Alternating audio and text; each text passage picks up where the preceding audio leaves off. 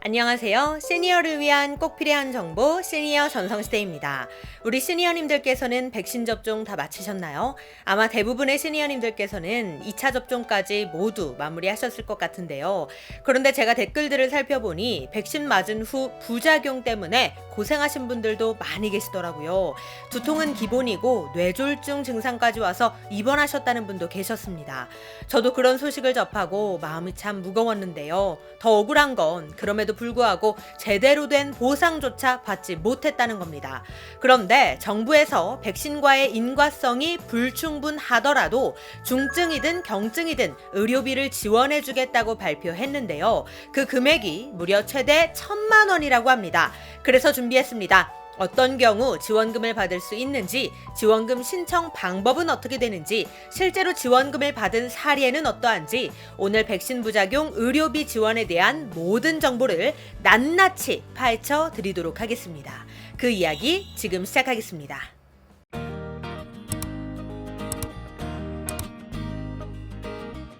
최근 코로나 확진자가 하루 3,000명을 돌파하면서 국민들의 불안감과 걱정도 커져가고 있는데요. 그럼에도 아직 백신 접종 완료율은 50%에 그친다고 합니다.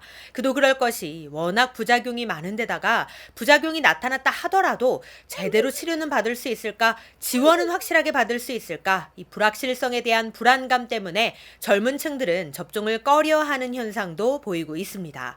그리고 접종 후 크게 부작용을 겪었던 분들과 가족들은 이 백신에 대한 불신감마저 생기고 있는데요.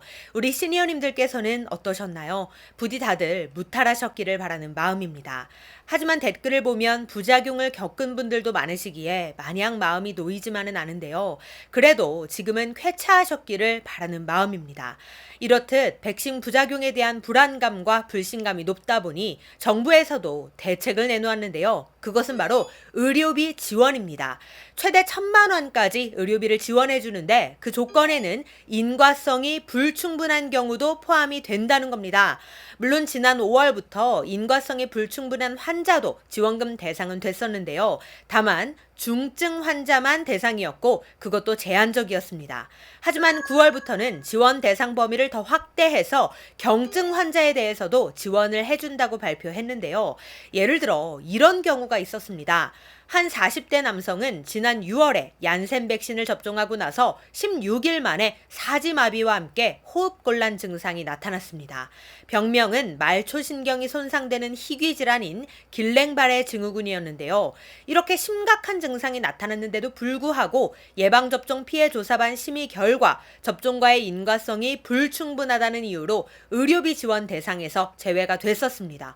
얼마나 억울하고 화가 났을까요? 그 억울함과 막막함은 말로 다 표현 못할 것 같습니다. 하지만 지난 9월 9일부터 의료비 지원에 대한 기준이 바뀌었는데요. 정부에서도 이상 반응에 대한 국가적 책임을 다하기 위해 백신 접종 후 의료비 지원에 대한 새로운 기준을 마련했다는 겁니다. 그것은 바로 인과성이 불충분한 경증 환자에 대해서도 최대 1,000만 원까지 의료비를 지원하겠다는 내용입니다. 즉 이제부터는 인과성이 불충분한 중증 환자뿐 아니라 경증 환자에게까지도 최대 1,000만 원까지 의료비 지원을 해준다는 거죠. 즉 대상 범위가 더 확대된 겁니다. 와, 그러면 나 이번에 두통으로 고생 좀 했는데 1,000만 원 받을 수 있는 건가? 이런 생각하시는 분들 계신가요? 아니요, 꼭 그렇지는 않습니다. 세계보건기구 WHO가 인정한 증상이 나타나야 하는데요. 그 증상은 접종 후 꾸준한 관찰이 필요하다고 인정한 증상입니다. 예를 들어 혈소판 감소성 혈전증이나 심근염, 심란염, 길랭바레 증후군, 다형 홍반 등 이렇게 특별 관심 이상 받는 증상이 나타나야 인정을 받을 수 있습니다. 에휴, 그러니까 백신 맞고 부작용이 나타나더라도 인정받을 만한 부작용이 나타나야 의료비 지원도 받을 수 있다는 겁니다. 인정받지 못할 부작용은 의료비 대상에서도 제외된다는 거죠.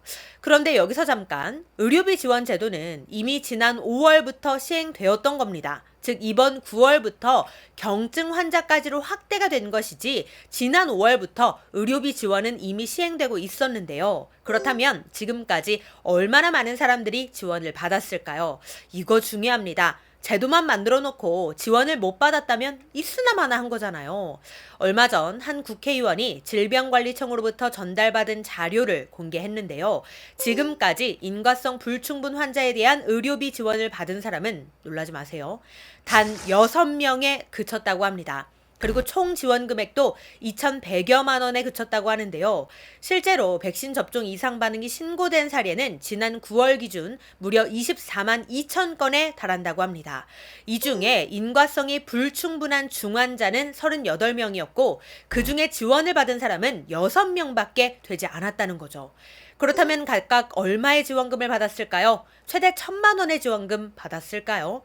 글쎄, 가장 적은 사람은 10만 9천 원을 지원받았고 500만 원 이상 받은 사람이 2명인데 그 2명 합쳐서 총 1,700만 원가량 받았다고 합니다. 그리고 6명의 지원금을 모두 합칠 경우 총 2,159만 원가량 된다고 하네요. 의료비 지원 예산 22억 7천만 원 중 1%도 안 되는 금액입니다. 그렇다면 인과성 불충분 중환자 말고 다른 환자들의 경우는 어떠했을까요? 지금까지 피해보상 결정이 내려진 건이 총 1,793건인데 이들 중 92%는 30만 원 미만의 지원금을 받는 것에 그쳤다고 합니다. 즉 최대 1천만 원의 지원금을 보상한다고는 했으나 정작 지금까지 대부분의 사람들은 10만 원, 30만 원, 이 정도의 지원금을 받는 것에 그쳤다는 겁니다. 어떤 이들은 이렇게 얘기합니다. 백신 맞고 이상 있으면 빵빵하게 지원해 줄 것처럼 해놓고 막상 이상이 생기면 푼돈만 준다. 내가 얻은 질환은 평생 안고 가야 하는 건데 그에 비해 보상 금액은 너무도 미미하다. 이런 목소리가 나오고 있는 상황입니다. 우리 시니어님들의 생각은 어떠신가요? 여러분들의 의견 자유롭게 댓글로 남겨주시면 감사하겠습니다. 물론 백신 접종 후 인과성이 불충분한 중증, 경증 환자에게도 의료비를 지원해 주는 건 아주 좋은 제도라고 생각합니다. 요즘 같은 때 꼭 필요한 제도죠. 백신 맞고 누구에게 어떤 증상이 나타날진 아무도 모르는 거니까요.